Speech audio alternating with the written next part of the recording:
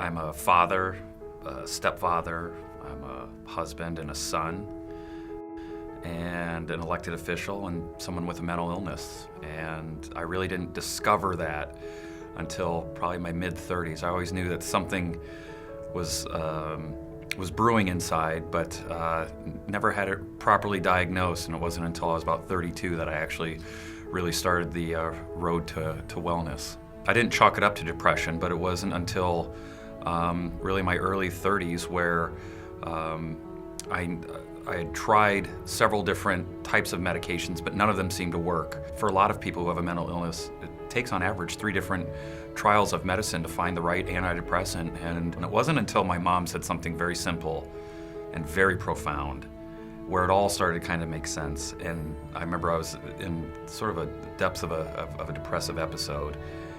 And she said, you know, it's simply a chemical imbalance of the brain.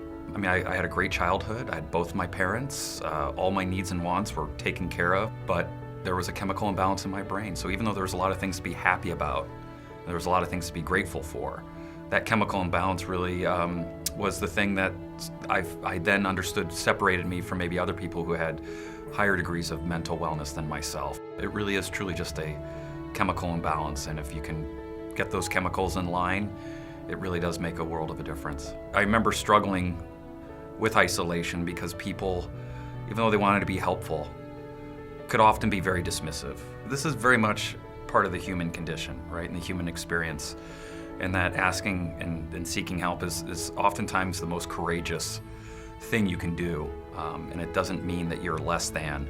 It actually means that you're more than, and that you're willing to want to improve. And sometimes asking help is the thing that unlocks a lot of doors that we sometimes shut. The greatest barrier is asking for help.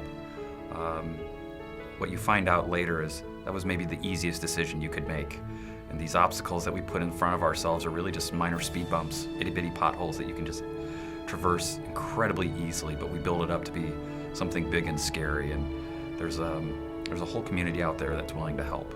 I think on an individual level, people can be a little bit more compassionate and empathetic and realize that the coping skills that they have that might work for them are not the same for someone with a mental illness. That maybe saying to someone, you know, I don't know what you're going through, but I'm here for you, and I care about you, and I see you, and you're important, can be very valuable.